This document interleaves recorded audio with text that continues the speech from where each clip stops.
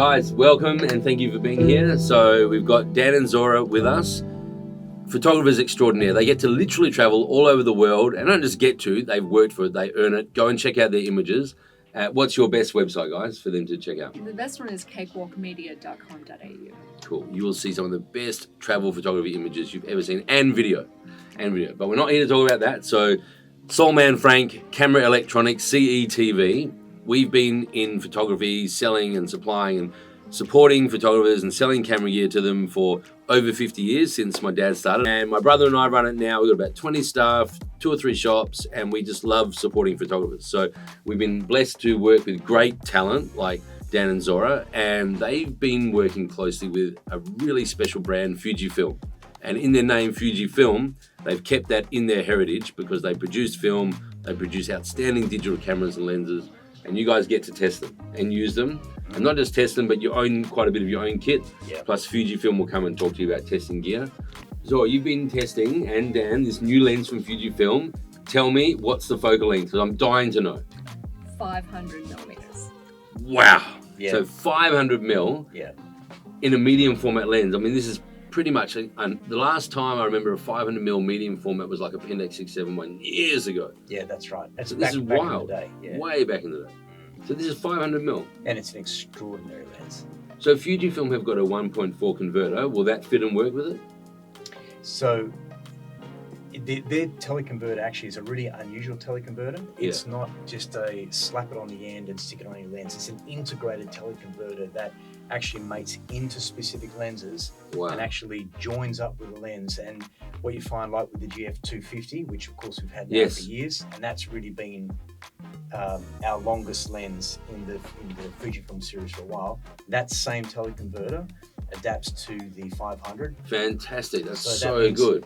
We're running around swinging a 700mm lens on a medium format camera that would just make you cry. I'm going to cry. Pretty incredible. But tell me, so you've got the 250. Yes. So is this like the same weight? I heard it was going to be about the same. Is it a little bit lighter? We're allowed to talk about it, by We're the way. allowed to talk about, okay, yeah, so we're all good, Okay. yeah. They're so under embargo. It's ingrained in them. They haven't even told me, and we're good mates. In terms of the 500, that's probably one of the best things that I like about it, is that it's so lightweight. Yeah. Because I'm not a large person, and to carry like a big lens around, it's not easy to do. Right. Do that for a long period of time. And this one, it was so lightweight, I could carry it all day and shoot with it all day without, insane.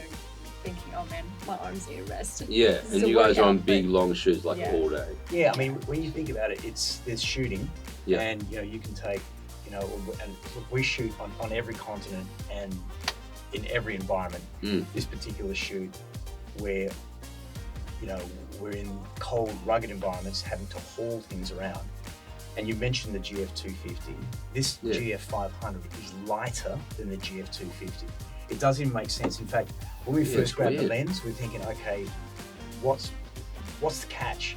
Because it's not a small lens, but it is nowhere near as it just should be much bigger and heavier for what it does. Well, we've actually been on shoots before in Africa when we've had to have long lenses that had their own suitcase, and they're so heavy.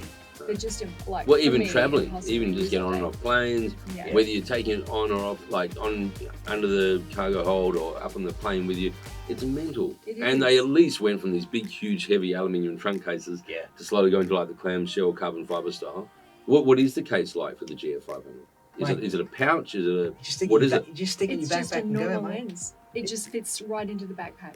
What did Fujifilm make a black sort of canvas case for it, or what did they give it to you? Just it's in the typical satchel that you have with a lens, so anything you expect, but it doesn't need anything more. That's the thing. And I think for us, like, you don't think the weight of gear is a big issue, but it's a massive issue. And like, we're on some assignments through the world, on 17 different flights. So you're shooting with this lens handheld?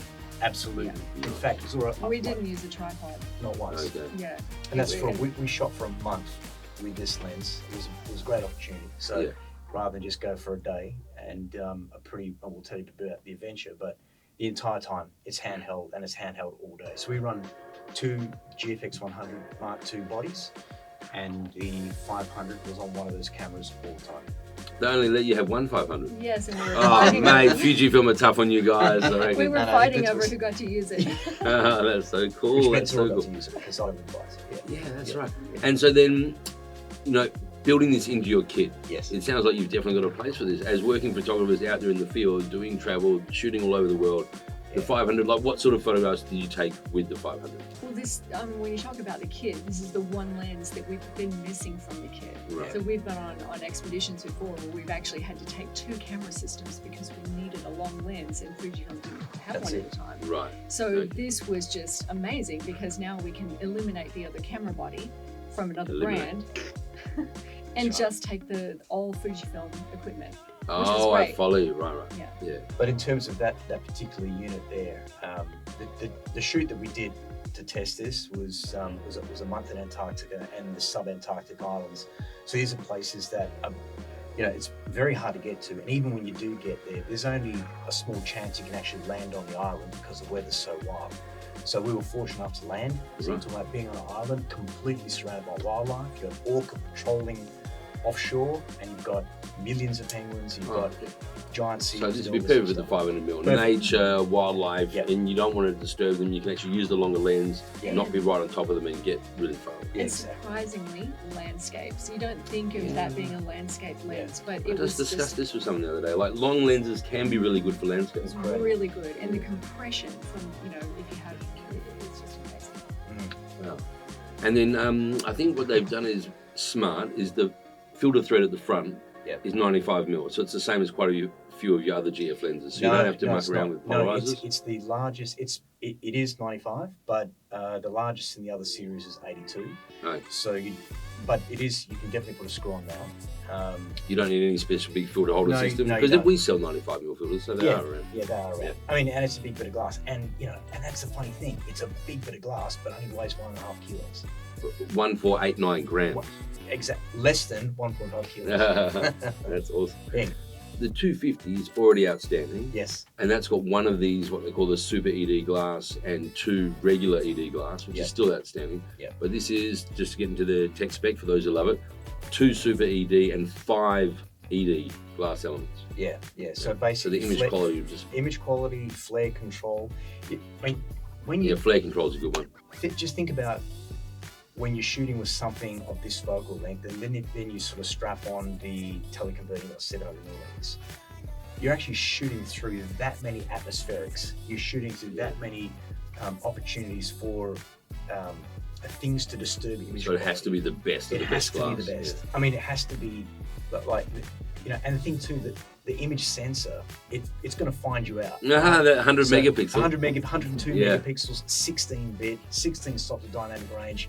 If the lens isn't perfect, it will find you out. Yeah. And that was what we really loved. It's actually good how Fuji do this because they push themselves and they push their development teams to bring out yeah. the best of the best. Yeah. Because you can't bring out a lens that's going to not do that sensor justice, and vice versa.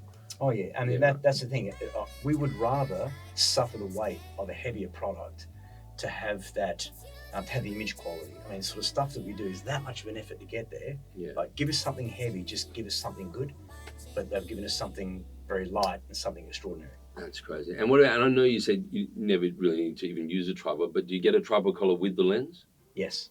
Yeah, that's good. Yeah. Cool. And that tripod collar is a whole new design, so it's very Easily removable? very easy. Just clip on and off. And, Yeah, because you might want to just hold it from underneath and then you won't want the tripod collar in the way. So if you want to take it off, just take it. Yeah, that's Yeah, right. That's so cool. Oh, do you guys know the price? Um, We didn't discuss this off screen, so. Actually, don't know. Not sure about the price. Do you know the No. price? Yeah, I do. You do. I do. Well, actually, I got given 2 prices. I got one from my brother. So Howard told me a price that was like the That's retail. family rates, isn't it? Yeah, and then I heard about another price. But you're basically talking retail in Australia. You're going to be looking around $6,000. Yeah. 36 grand, which really is phenomenal. I mean, I remember selling super tele lenses still, even today, for like 15, 20, 30 grand. That's right. So, Aussie. So at 6 for a 500mm, unheard of. Literally, this is a world first. You heard it here at CETV with Zora and Dan. That's all. I think so, absolutely. And look, I will say, you know, it's an F5.6 lens, Yeah. but it's F5.6 in medium format, which is 1.7 times bigger than full frame. Yeah. So across that massive sensor, it's massive. with So all those pixels. the depth of field. I mean, Zora shot. Oh, man, it's amazing. Yeah, like Zora shot the key visual for the campaign, which is a penguin on a particular island. It looks amazing, but what you see, the fall off that happens in Because of the compression and the... Yeah, I mean, that's the thing. Medium format does give you that extraordinarily shallow depth of field. So F5.6 feels like, you know, F2.8 or maybe F4. Wow. So because the glass is so big. big glass. Yeah, it's crazy. Tell me about this shot that he was just mentioning, that Dan was just mentioning about the penguin. So you saw it just out of the corner of your eye and thought, oh my God, I have to get it, or Well, how did you get that shot? Well, we actually went to an island. I think it was on Macquarie Island. That's that right. shot. And Yeah. it was there were different penguin colonies. They had royal penguins there and Kings kings. Yep. Yeah, kings and royals. and rules, yeah. And yeah, I mean, they were everywhere. There were literally like thousands of penguins. Wow, I So can't even like it was a photographer's paradise. I can't wait to see the honest, shots. It was Can't wait. amazing. And yeah, I mean, there were so many good photos at the end of it. It was like, That's what I mean. So how would It was you, hard to choose. as a photographer, know to choose that one shot for the cover of a campaign for a big brand like Fujifilm? How did you know to choose that shot? I didn't. I gave them a whole heap of images and I said, Oh, you you work, choose. collaborate, work Yeah. through it, and then choose. I knew they'd choose that one though. Yeah. Seeing that one pop up on screen, I got a big screen, it's like far out. There's a three-dimensionality that happens with that kind of animal portrait. And I guess the goal there with wildlife is not shoot and identify, okay, yeah, that's a king penguin or that's an emperor penguin, but to shoot something that you just feel the personality of Yeah, that so you weren't animal. necessarily doing it as a deliverable. You were there as a photographer and you felt it and saw it and captured it. That's right. That's Yeah. insane. Yeah, That's and it's insane. extraordinary. And it just looks like a portrait. Yeah, and you would, It's if beautiful. you tried that with the 250 with the 1.4, you wouldn't quite have got that reach anyway. Well, I mean, you're at half the reach. So that's the beautiful thing about the GFX. You've got the megapixels. You could have punch in. cropped it, but it But wouldn't have here's been the the same. thing, right? Yeah. You know, every time you're just cropping away megapixels to punch in, your soul dies a little bit, right? Yeah. Because, yeah. So Good. if you can actually fill the frame. Come on, we want to see comments now rolling on the Exactly. video. I bet you everyone feels that way. Yeah. Why would you crop if you don't have to? So Yeah, just that's buy the 500mm. By the Just 500 buy it. millimeters, Buy it. just, yeah. And Cool. you Camera basically, this camera actually gives you the ability to fill the frame. Yeah. You don't need to crop. So you may as Fill well it. just use it Yeah. and have the right lens for the right job. Yeah. Exactly. Awesome. Guys, I just want to say a huge thank you for coming out and chatting to us about the lens. I think we've Yeah. covered quite a bit. And is there anything about the lens that you want to mention that we may have forgotten? I think the only thing is, if you're not sure about this lens, we would advise come and talk to you and work out, or maybe rent a lens. But I think if you try it for one day, if you do any wildlife or any sort of interesting outdoor stuff, this is a lens that's going to ruin you. And I guess we're of the opinion this lens is good enough to bring people over the GFX system. I was going to say it'll probably make some GFX Yeah. converts, It because will. Yeah. when you have a great camera but you don't have the range of lenses, it does hold people back from making the jump. Yep. But now I think Fujifilm, plus they added tilt shift lenses not long ago, Yeah, which so they're is really ticking the box for lens. That's right. All the glasses there. And Is it? the GFX 100 Mark II camera body being smaller means Yeah. that I'm now a GFX 100 shooter rather than the Because you were XT5. GFX 50 for a while. No, I shot with the XT5. That's right. Yeah, because I loved the shot really fast. And Fujifilm make it very seamless though to transition from any of the like X-T4, T5 bodies or whatever up to like medium format. Yeah, that's right. Yeah, all your menu systems are simple, easy. exactly. But also so all the film recipes and the emulsions that you get with Fujifilm, so they're all very similar. So if you're used to one, you can. Plus, all their gear, from the bodies to the lenses, are weather resistant. Oh, and we tested that hard. You were in Antarctica, Mate, my- minus 27 God, degrees in in snowstorms. the rain, in the snow. So this in the... lens stood up to minus 27 degrees. Yeah, now we should say, because Didn't fog up, freeze up, none of that. and we have frozen lenses before Yeah. in Yellowstone National Park in winter. But this lens, most lenses are rated, good professional lenses are rated from 0 to 40 degrees. This is the first of the Fujinon series that's actually rated to minus 10. Yeah, And we, because you will get lenses work under 0, but no in terms of manufacturer a ever rating. rates it. That's right. No. So we were in minus 27 degrees. Yeah. And even the, our expedition lead was saying, look, we've had people actually crack their screens of their iPhones. Don't use this. Where we're now, it's just too cold. But we're fine. Wow. See, there you go. You can buy it and then go there and test it. Yeah. Or even ask if you freeze Dan it and and Zora break about it, going we on a take tour. no responsibility. Neither do Fujifilm. No, that's no responsibility taken. We're not even allowed to talk about this, Lee. No, But we can today, though. As in today, too. Very good. Guys, thank you so much. Really appreciate you coming out and talking to us about the Thanks, Bill. GF500mm. And guys, you heard it here first at CETV, so please support us. Camera Electronic Family Business, 52 and a half years, almost 53 going. Thanks a lot, guys. Thanks, Saul.